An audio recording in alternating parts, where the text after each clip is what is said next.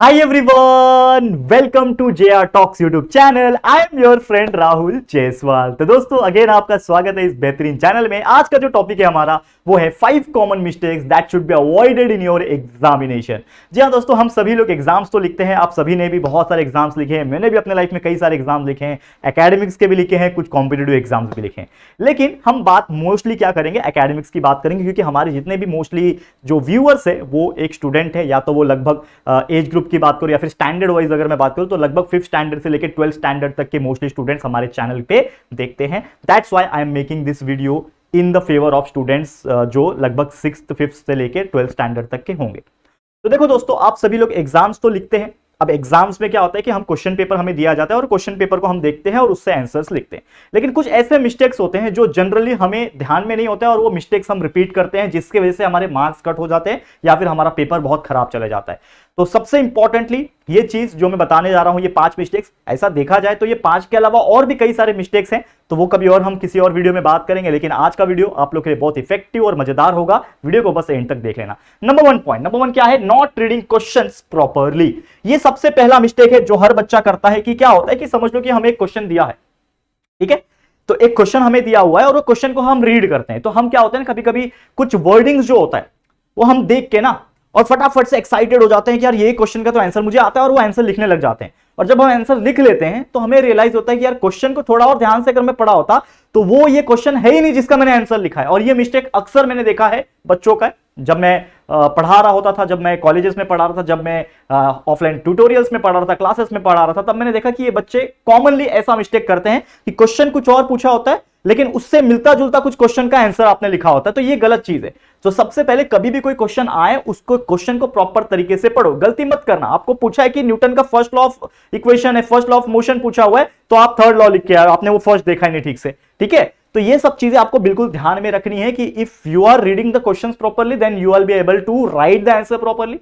तो आपको वो चीज करना है। ये हो गया आपके लिए नंबर 1 पॉइंट। दूसरा पॉइंट ये है, not checking the option to choose. क्या होता है, जनरली आप देखोगे कि क्वेश्चन अगर आपको दिया है, ठीक है, इसमें बोल रहा होता है कि एनी 5 आपको करना है और टोटल क्वेश्चन दिए हैं 6, 1 question, 2 question, 3 question, 4 question, 5 question, 6 question. 6 question आपको दिए हुए, मान लो कितने क्वेश्चन दिए हुए, 6 क्वेश्चन। अब आपको क्या करना है, एनी 5 करना है। तो बच्चे क्या करते हैं ना कि जो ऑप्शन होता है ना उसको प्रॉपर तरीके से नहीं चेक करते हैं। ये सबसे पहला गलती ये करते हैं कि आपको देखना है कि इस 6 में से अगर आपको 5 करना है तो वही 5 ऑप्शन को चेक करो, या फिर वही 5 ऑप्शन को आप लिखोगे जो आपको बहुत बेहतरीन तरीके से आता है, जिसका आंसर आपको पता है, वो आप करोगे। और जो आपको डाउट है यार इसमें मुझे अच्छे से आंसर बनाने नहीं आएगा, इसका आंसर लिखने मुझे नहीं आएगा, तो उस पर्टिकुलर क्वेश्चन को आप मत अटेम्प्ट करो, बाकी 5 जो है वो अटेम्प्ट करो। इससे आपका क्या होगा, सबसे पहले तो आपका एक चीज हो जाएगा कि आपको ये चीज बहुत अच्छे से आती है तो आपने आंसर बराबर लिखना है। लेकिन कभी कभी ऐसा भी होता है कि आपको 6 में से एनी 5 लिखना था, एनी 5 लिखना था, लेकिन हो सकता है आपको कोई 2 क्वेश्चन नहीं आता है। तो ये 2 क्वेश्चन में आप कैसे सिलेक्ट करोगे, तो ये 2 क्वेश्चन में आप उन क्वेश्चन के आंसर को सिलेक्ट करना आंसर लिखने के लिए कि जिसमें इन दोनों में से जिसको कॉन्सेप्चुअल नॉलेज आपको, क्योंकि क्या होता है कुछ क्वेश्चन ऐसे होते हैं जो कभी देखा ही नहीं होता और उसके बारे में कभी सुना भी नहीं होता है, तो वो तो आप ऑप्शन में छोड़ोगे, वो मेरे को तो आता ही नहीं। लेकिन कुछ ऐसे क्वेश्चन होते हैं जिसका आंसर आपने लर्न नहीं किया होता है लेकिन उसके बारे में आपको पता होता है। जैसे हम वीडियोस बनाते हैं जेआर ट्यूटोरियल्स पे, जेआर कॉलेज पे जब हम आपको पढ़ाते हैं तो वहां पे हम पढ़ाते पढ़ाते बहुत सारे कॉन्सेप्ट्स आपको पढ़ाते हैं कि न्यूटन लॉ ऑफ मोशन होता क्या है, ठीक है ना, फर्स्ट लॉ क्या होता है, सेकंड लॉ। तो इसका अगर आपको लर्निंग नहीं है, मतलब रट्टा वाला चीज याद नहीं है, प्रॉपर क्वेश्चन के आंसर याद नहीं है, लेकिन उसको कॉन्सेप्ट पता है कि हाँ राहुल सर ने बताया था कि फर्स्ट लॉ ऑफ मोशन ये होता है, सेकंड लॉ ऑफ मोशन, तो आप अपने लैंग्वेज में उसको बना के लिख सकते हो। तो जहां पे आपको 0 मिलने वाला था वहां पे एटलीस्ट आपको 1 या फिर 1.5 मार्क्स तो मिलेगा ही ना यार, तो वो चीज आप फायदा उठा सकते हो। तो आपको ऑप्शंस प्रॉपर तरीके से चूज करना है कि आपको किस तरीके का आंसर लिखना है। कभी कभी ऐसे भी क्वेश्चंस आ जाते हैं कि क्वेश्चन नंबर 1 है और क्वेश्चन नंबर 2 है, इसमें और आ जाता है, तो आपको कौन सा अटेम्प्ट करना है। तो देखो इसमें भी वही रूल लागू होता है, क्वेश्चन नंबर 1 के अंदर जितने क्वेश्चंस है और क्वेश्चन नंबर 2 के अंदर जितने क्वेश्चंस है, दोनों में से सबसे बेटर क्लियर अंडरस्टैंडिंग किसमें है आपको, वो क्वेश्चन को आपको अटेम्प्ट करना है और उसको अच्छी तरीके से लिखोगे, डेफिनेटली अच्छा मार्क्स मिलेगा। तो ये 2 मिस्टेक्स जो है नहीं करना है, नहीं तो आपका एग्जाम खराब हो सकता है और आपके मार्क्स ऑटोमेटिकली कम हो जाएंगे। नंबर 3 क्या है, नंबर 3 दैट इज पैनिकिंग, या फिर अब मैं इसको एक और चीज से नाम दे सकता हूं जो कि है दोस्तों टाइम मैनेजमेंट, ठीक है ना। ये क्या है, पैनिकिंग या फिर टाइम मैनेजमेंट क्या है? बहुत सारे बच्चों को देखा हूं जो बच्चे पैनिक हो जाते हैं, घबरा जाते हैं। कभी कभी क्या होता है ना, ये मेरे साथ होता है इंजीनियरिंग में। एक पेपर था फ्लूइड मैकेनिक्स, बहुत टफेस्ट सब्जेक्ट है, थर्मोडायनेमिक्स, फ्लूइड मैकेनिक्स, ऐसे सब्जेक्ट बहुत खतरनाक होते हैं। जब आप मैकेनिकल इंजीनियरिंग, ऑटोमोबाइल इंजीनियरिंग करोगे तो आपको पता चलेगा। तो हमने जब क्वेश्चन पेपर देखा, मैं मेरी जर्नी बता रहा हूं, क्वेश्चन पेपर देखा, देख के ही होश उड़ गए, भैया इसमें तो कुछ नहीं आता मेरे को, इसमें से मेरे को एक क्वेश्चन का आंसर लर्न नहीं है। और 32 मार्क्स पासिंग थे, 80 मार्क्स का पेपर होता था, 80 में से 32 मार्क्स हमें पासिंग मार्क्स होते थे। तो मैंने सोचा कि यार पास तो होना ही है कैसे भी करके, रिकॉर्ड तोड़ना नहीं, आज तक जिंदगी में फेल नहीं हुआ हूं तो इसमें भी फेल नहीं होना है। तो मैंने फिर सोचा कि यार ये जो क्वेश्चन है वो किस तरीके से पूछे, क्या ये घुमा के पूछे हैं, क्या इसका मतलब तो मुझे पता है, क्या इसका कॉन्सेप्ट पता है क्या मुझे, तो मैं अपने ओन लैंग्वेज में भी वर्डिंग्स के साथ अगर मैं आंसर लिखता हूं तो मुझे थोड़े बहुत मार्क्स मिल जाएंगे। और ट्रस्ट मी, मैं आपको बताता हूं, उस पेपर में जो मुझे लग रहा था कि मैं फेल हो जाऊंगा, मुझे 32 मार्क्स भी नहीं मिलेंगे, उस पेपर में 80 में से मैंने 62 मार्क्स निकाले। आप बिलीव करोगे, आउटस्टैंडिंग मिला था मुझे। अगर आपका 60 प्लस आता है तो हमें ग्रेडिंग सिस्टम होता है इंजीनियरिंग में, ओ यानी आउटस्टैंडिंग मिला था मुझे। तो यार ये किस वजह से पॉसिबल हो, क्योंकि I know that answer learn नहीं था, लेकिन आंसर का कंसेप्ट मुझे पता था, मैंने लिखा। तो बच्चे यहां पे क्या होते हैं, पैनिक कर जाते हैं। मेरे जगह पे बहुत सारे मेरे दोस्त थे, क्वेश्चन पेपर देख के हिल गए, पैनिक कर गए, ना तो आंसर लिख पाए, ना तो कुछ सोच पाए, और ना ही टाइम मैनेजमेंट कर पाए। तो पहले तो ये करना है कि क्वेश्चन पेपर टफ आने दो, लेकिन उसको सोचो, पैनिक मत कर जाओ कि यार ये तो पक्का फेल होने वाला, मेरे को कुछ नहीं आता, एकदम रोना धोना। तो यार जब आप पैनिक करते हो ना, तो आपका दिमाग वैसे भी काम करना बंद कर देता है, आप घबरा जाते हो, आप डर जाते हो, तो जो आंसर या फिर जो कॉन्सेप्ट आपके दिमाग में आने वाला होता है वो भी नहीं आएगा। तो पहली बात तो घबराना मत, और टाइम मैनेजमेंट बिल्कुल मत छोड़ना, क्योंकि क्या होता है ना कि हम घबरा के फिर बहुत धीरे धीरे आंसर लिखते हैं, बहुत सोच सोच के लिखते हैं, तो उतना भी नहीं सोचना। आपको टाइम मैनेजमेंट इंपॉर्टेंट है। इफ आपको 2 घंटे में पेपर कंप्लीट करना है तो 2 घंटे में हो जाना चाहिए, ये सब चीज करना बहुत जरूरी है। तो यार आपको टाइम मैनेजमेंट प्रॉपर तरीके से करना है। नेक्स्ट है नॉट आंसरिंग क्वेश्चंस।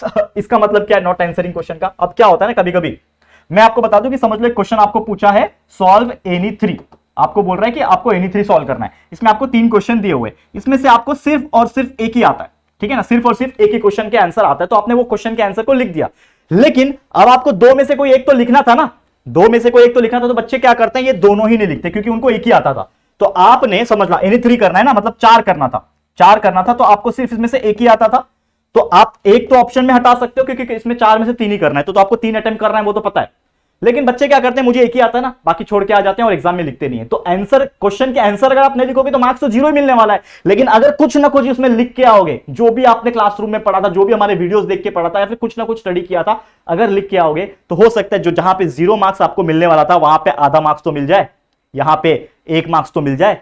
समझ में आ रहा है? तो वो चीज पॉसिबल है। तो अगर आपको कोई चीज बिल्कुल नहीं आता है तो उसके बारे में एटलीस्ट सोचो और कुछ ना कुछ लिख के आओ, हो सकता है आपको आधा मार्क्स 1 मार्क्स मिल जाए। और आधा मार्क्स 1 मार्क्स भी बहुत फर्क डालता है, एक टॉपर में और एक सेकंड टॉपर में एक आधा 1 मार्क्स का ही फर्क होता है कभी कभी। तो ये चीज आप गलती मत करना। 5वां point, not checking the marking scheme. बच्चे कंफ्यूज हो जाते हैं, आपको क्वेश्चन दिया हुआ है एनी 3 करना है, इसमें आपको 6 मार्क्स का है, ठीक है। अब बच्चे कंफ्यूज हो जाते हैं कि यार कितने मार्क्स का क्वेश्चन है, तो मैं मार्किंग स्कीम प्रॉपर चेक करो और मार्किंग स्कीम के हिसाब से आपका जो भी आंसर होना चाहिए वो होना चाहिए। और मेरी तरफ से एक एक्स्ट्रा टिप, मतलब देखा जाए तो आज 5 ही चीज कराने वाला था, लेकिन एक प्रो टिप है मेरे लिए कि आप जो है रिवीजन नहीं करते हो। ये बच्चे सबसे ज्यादा मिस्टेक करते हैं। रिवीजन मतलब क्या, याद करने वाला रिवीजन नहीं। जब पेपर लिख के हो जाता है, लास्ट का 5-10 मिनट बच जाता है ना, तो आपका पेपर को रिवाइज करो, यानी पेपर को चेक करो कि क्या आपने कोई मिस्टेक्स तो नहीं किए, क्या आपने क्वेश्चन नंबर तो बराबर डाला है, क्या आपने प्रॉपर तरीके से आंसर तो लिखा है, क्या आपने क्वेश्चन नंबर 3 का आंसर क्वेश्चन नंबर 4 में तो नहीं लिख दिया है। तो ऐसे छोटी छोटी mistakes, grammatical mistake, spelling mistake, कहां पे अंडरलाइन करना था वहां पे,